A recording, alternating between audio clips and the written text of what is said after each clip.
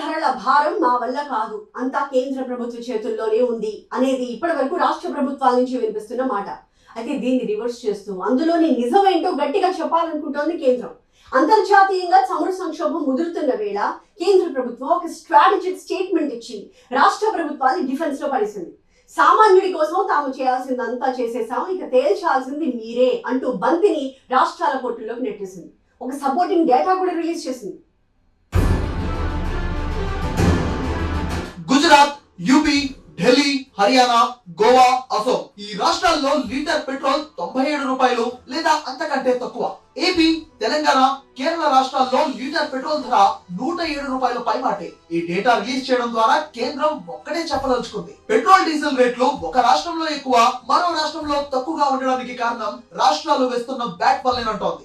ఇక్కడ మరో డిఫరెన్స్ కూడా చూపిస్తోంది. పెట్రోల్ డీజిల్ ధరలు 100 రూపాయల లోపు ఉన్నవి బీజేపీ పాలిత రాష్ట్రాలు, 100కు మించి ఉన్నాయంటే అవి నాన్ బీజేపీ స్టేట్స్ అని చెబుతోంది. సో ప్రజలపై భారం పడకుండా ఎంత చేయాలో అంతా కేంద్రం చేస్తోంది. ఇకపై చేయాల్సింది రాష్ట్రాలే అని చాలా క్లియర్ కట్ గా చెబుతోంది. ఇంతటితో అయిపోలేదు, ఇంకాస్త డేటా జోడించింది.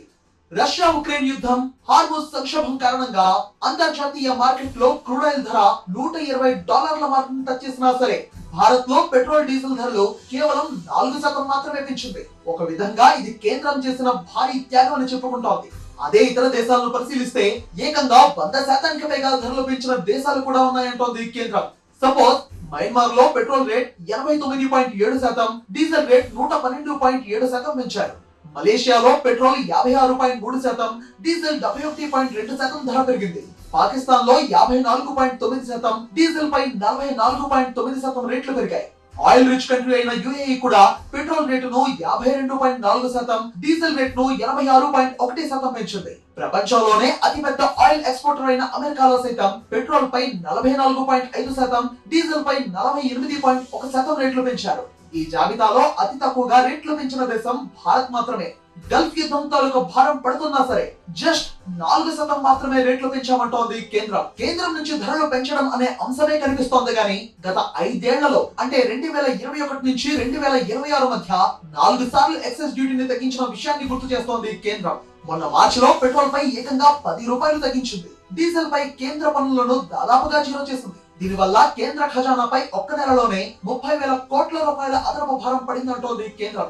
హార్మోజ్ సంక్షోభం వేళ పెట్రోల్ పై 24, డీజిల్ పై 30 రూపాయల చొప్పున వ్యత్యాసాన్ని పరోక్షంగా తాము ప్రభుత్వ రంగ చమురు సంస్థలే భరించాయంటోంది కేంద్రం. మరి కేంద్రం పన్నులు తగ్గించినా సరే కొన్ని రాష్ట్రాల్లో పెట్రోల్ సెంచరీ లోపే ఉంటే మరికొన్ని రాష్ట్రాల్లో ఎందుకు మండుతోంది? దీనికి కేంద్రం గణాంకాలతో సహా సమాధానం ఇచ్చింది. గుజరాత్, ఉత్తరప్రదేశ్, ఢిల్లీ, హర్యానా, గోవా రాష్ట్రాలు బ్యాట్ ను తగ్గించుకున్నాయి. ఫలితంగా అక్కడ లీటర్ పెట్రోల్ ధర 97 లేదా అంతకంటే తక్కువకే దొరుకుతుందంటోంది. ఆంధ్రప్రదేశ్, తెలంగాణ, కేరళ వంటి రాష్ట్రాలు మాత్రం ఇప్పటికీ లీటర్ పై 30% కంటే ఎక్కువ వ్యాట్ వసూలు చేస్తున్నాయని ఓ డేటా రిలీజ్ చేసింది. అందుకే లీటర్ పెట్రోల్ ధర 107 రూపాయలు దాటి సామాన్యుడిపై భారం పడుతుందంటోంది కేంద్రం.